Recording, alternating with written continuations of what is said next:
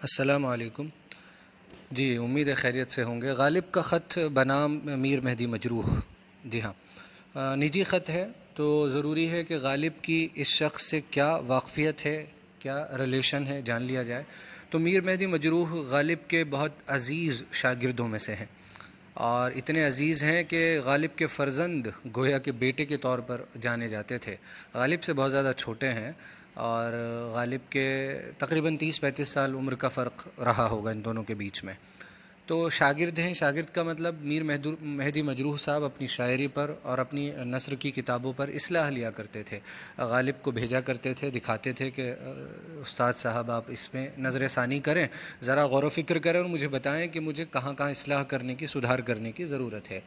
تو یہ آپ کو میر مہدی مجروح کے بارے میں معلوم ہو گیا. اور اب اس خط کا جو پس منظر ہے، بیک گراؤنڈ ہے، وہ یہ ہے کہ اس خط سے پہلے میر مہدی مجروح کو غالب نے خط کا جواب لکھا تھا، اور وہ جواب غالب نے بہت سیدھے طور پر، مطلب سیدھا مطلب کی بات کہہ دی تھی اور ادھر ادھر کی کوئی بات بیان نہیں کی تھی.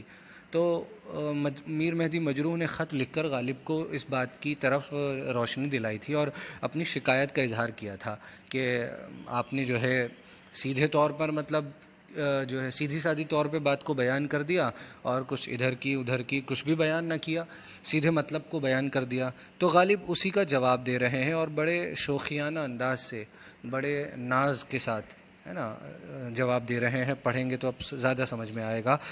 ہاں صاحب، تم کیا چاہتے ہو؟ مجتہد العصر کے مسودے کو اصلاح دے کر بھیج دیا، اب اور کیا لکھوں؟ ایک کتاب ہے میر مہدی مجروح صاحب نے بھیجی ہوگی کہ اس کی اصلاح کر دیں. مسودہ کہتے ہیں مینوسکرپٹ، یعنی ہاتھ سے لکھا ہوا ایک طرح کا ڈرافٹ کہہ لیں آپ. تو میر مہدی مجروح نے مسودہ تیار کر کے غالب کو بھیجا اصلاح کے لیے کہ فائنلائز کرنے سے پہلے اس میں اصلاح کرا لوں. تو غالب کہہ رہے ہیں وہ اصلاح دے کر بھیج دیا، اب اور کیا لکھوں؟ تم نے جو کہا تھا وہ کر کے میں نے بھیج دیا. تم میرے ہم عمر نہیں جو سلام لکھوں. اب دیکھیں غالب کی جو میر مہدی مجروح سے جو ریلیشن ہے وہ نظر آئے گا. تم میرے ہم عمر نہیں، میری عمر کے برابر نہیں ہے جو تم سے میں سلام لکھوں. میں آگے کہتے ہیں کہ میں فقیر نہیں جو دعا لکھوں. خط میں جو ہے دعائیں لکھتا پھروں، میں فقیر نہیں. تمہارا دماغ چل گیا ہے. لفافے کریدہ کرو، مسودے کے کاغذ کو بار بار دیکھا کرو. پاؤ گے کیا ان سب چیزوں سے کہ لفافے کو دیکھتے رہو، بھئی اور کیا ہے اس میں، اور کوئی پرچہ تو نہیں لگا ہوا، ادھر کیا لکھا ہے ادھر کیا لکھا ہے، اور جی مسودے کے کاغذ کو بار بار دیکھو. اس سے حاصل کیا ہوگا؟ یعنی تم کو وہ محمد شاہی روشیں پسند ہیں. محمد شاہ بادشاہ گزرے دہلی کے. کیوں محمد شاہ کا ذکر کیا ہے؟ کیونکہ میر مہدی مجروح صاحب کے غالباً والد صاحب کے دادا جو تھے وہ درباری شاعر تھے. دادا یا نانا ایسا مانا جاتا ہے. دادا تھے یا نانا تھے بہرحال دربار میں شاعر تھے محمد شاہ کے. تو اسی لیے کہہ رہے ہیں کہ تم کو وہ ظاہر داری اور وہ دکھاوے بازی اور وہ بادشاہ کے دربار میں جو کچھ جس طرح ہوا کرتا ہے، دربار جس طرح چلتا ہے، وہ سب پسند ہے تمہیں، ظاہر داری، دکھاوا. تو اسی لیے میں نے وہ نہیں لکھا تو تم ناراض ہو گئے. یہاں خیریت ہے، وہاں کی عافیت مطلوب ہے. خط تمہارا بہت دن کے بعد پہنچا، جی خوش ہوا. مسودہ بعد اصلاح کے بھیجا جاتا ہے. برخوردار میر سرفراز حسین کو دعا دینا اور دعا کہنا. یہ جو بات کہہ رہے ہیں نا، یہ وہ طریقہ بیان کر رہے ہیں جو اس وقت خط لکھنے میں چل رہا تھا. یہ غالب اس کو دہرا رہے ہیں کہ یہاں خیریت ہے. پہلے خط ایسے ہی لکھے جاتے تھے، یہاں خیریت ہے، وہاں کی عافیت مطلوب ہے، یعنی میں چاہتا ہوں وہاں بھی جو ہے وہاں کی عافیت کا پتہ لگے، وہاں بھی سب ٹھیک ہیں. تمہارا خط بہت دن کے بعد پہنچا، جی خوش ہوا. مطلب یہ وہ عام سی باتیں ہیں، وہ باتیں ہیں جو ہوتی ہی ہیں، انہیں لکھنے کی کیا ضرورت ہے. غالب یہ کہنا چاہ رہے ہیں. غالب نے اصل میں یہی تو کیا تھا. غالب نے خطوط نگاری کے انداز کو ہی تو بدل دیا تھا. وہ جو پرانی روش چل رہی تھی کہ خط میں یہ باتیں لکھی جاتی تھی کہ امید ہے وہاں سب خیریت سے ہوں گے، یہاں سب کی خیریت ہے، اور یہ اور وہ اس طرح کی باتیں. تو غالب کا کہنا یہ تھا بھائی میں خط لکھ رہا ہوں تو خط ایسے ہونا چاہیے جیسے آمنے سامنے بیٹھ کر بات چیت ہوتی ہے نا، تو اس میں ہم اس طرح کا تکلف نہیں کرتے کہ بھئی سیدھے طور پر بات کرتے ہیں. مطلب جس طرح آمنے سامنے بیٹھ کر دو لوگ ادھر ادھر کی باتیں جوڑ کر بیان نہیں کرتے اس میں.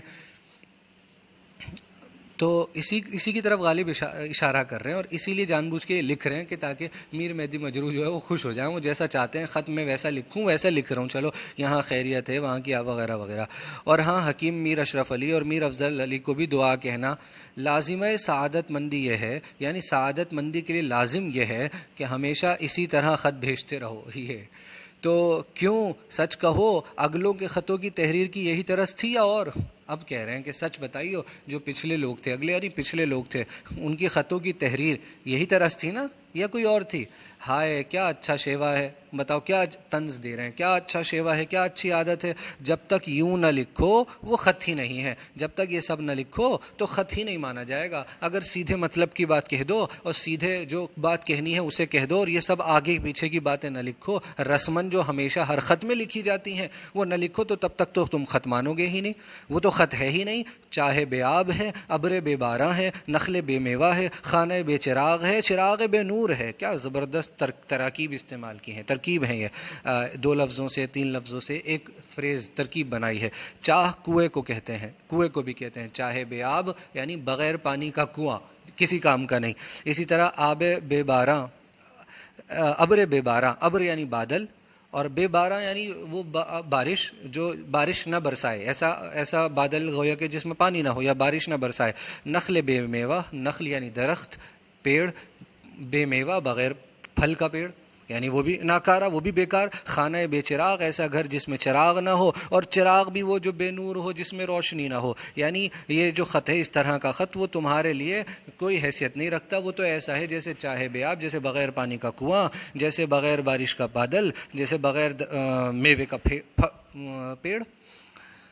ہم جانتے ہیں تم زندہ ہو، تم جانتے ہو کہ ہم زندہ ہیں۔ ارے امر ضروری کو لکھ لیا، ضروری بات کو لکھ دیا، زوائد کو اور وقت پر موقوف رکھا، زائد چیزوں کو اور وقت پہ ٹال دیا، موقوف کر دیا، ٹال دیا۔ اور اگر تمہاری خوشنودی اسی طرح کی طرز نگارش پر منحصر ہے تو بھائی 3.5 سطریں ویسی بھی میں نے لکھ دی ہیں۔ اگر تمہیں یہی اچھا لگتا ہے، یہی طرز نگارش لکھنے کا یہی طرز پسند ہے، منحصر ہے، یعنی اسی پر تمہارا جو ہے تمہاری خوشنودی، تمہاری خوشی اسی پر قید ہے، منحصر ہے، تو بھائی 3.5 سطریں جو اوپر میں نے پڑھی کہ یہاں کی عافیت وہاں کی عافیت مطلوب ہے، یہاں سب خیریت، 3.5 لائنیں لو بھی تمہاری خوشی کے لیے میں نے وہ بھی لکھ دی۔ کیا نماز قضا نہیں پڑھتے اور وہ مقبول نہیں ہوتی؟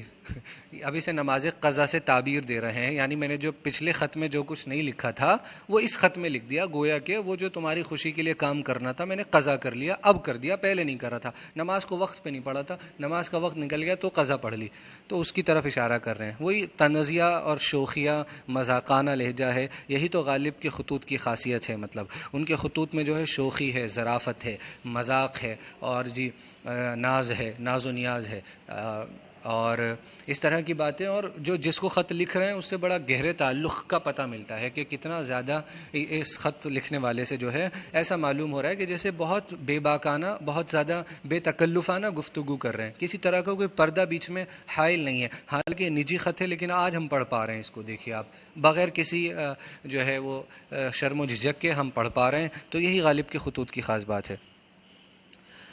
خیر ہم نے بھی وہ عبارت جو مسودے کے ساتھ لکھی تھی اب لکھ بھیجی، قصور معاف کرو، خفا نہ ہو۔ جی ہاں، اب آگے کہتے ہیں کہ میر نصیر الدین ایک بار آئے تھے، پھر نہ آئے، نثر فارسی نئی میں نے کہاں لکھی کہ تمہارے چچا کو یا تم کو بھیج دوں۔ اب بتا رہے ہیں جو خط میں لکھا ہوگا ان باتوں کا جواب دے رہے ہیں۔ نواب فیض محمد خان کے بھائی حسن علی خان مر گئے۔ حامد علی خان کی 1,30,000 کی 1,30,000 کئی سو روپے کی ڈگری بادشاہ پر ہو گئی، یعنی بادشاہ نے ان پر کئی سو روپے، کئی لاکھ روپے کا جو ہے ڈگری کر دینا، ایک طرح سے اس زمانے کی ایک جو ہے ٹرم ہے، استعمال ہوا کرتا تھا، گویا کہ اب اتنے روپے ان کے چلے گئے، بادشاہ کو دینے ہیں انہیں، یہ سمجھو بس موٹے طور پر۔ کلو داروغہ بیمار ہو گیا تھا، آج اس نے غسل صحت کیا، صحت مل گئی ہے اور غسل کر لیا ہے، نہا لیا ہے۔ باقر علی خان کو مہینہ بھر سے تپ آتی ہے، تپ دق بیماری ہے، بلغم وغیرہ مان لیجئے۔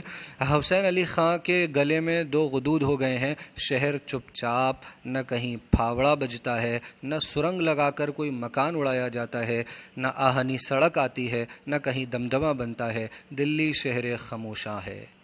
وہی غالب کی جو ہمیشہ کی بات کہ وہ اپنے آس پاس کے ماحول کا بھی نقشہ کھینچ دیتے ہیں اپنے خطوط میں، جو کچھ اس وقت کی دہلی میں ہو رہا ہے۔ 1861 میں یہ خط لکھا ہے، 57 کا تو قصہ ملتا ہی ہے، لیکن 61 میں بھی جو ہے اپنے جو سماجی زندگی ہے اور جو دہلی کے اس وقت کے حالات ہیں ان کو بھی غالب نے اپنے خطوط میں جگہ دی ہے۔ وہ ایک حساس شخص کی طرح، ایک کانشیس جو اپنے حالات پر آس پاس کے نظر رکھتا ہے، واقف ہے، اس کی طرح سے پیش کیا ہے۔ تو کہتے ہیں کہ شہر چپ چاپ، نہ کہیں پھاوڑا بجتا ہے، نہ سرنگ لگا کر کوئی مکان اڑایا جاتا ہے. سرنگ لگا دی نیچے سے اور مکان کو پورا تہس نہس کر دیا گیا. کسی کا سزا کے طور پر مالی. نہ آہنی سڑک، آہن اصل میں لوہے کو کہتے ہیں، آہنی سڑک ریلوے لائن کو کہہ دیتے ہیں. نہ کہیں دمدمہ کہتے ہیں قلعے کو، ایک ٹیمپرری یا مصنوعی قلعہ ہوتا ہے جو جنگ کے ٹائم پر بنا دیا جاتا ہے فوری طور پر. دلی شہر خاموشہ ہے، دلی خاموش شہر ہے.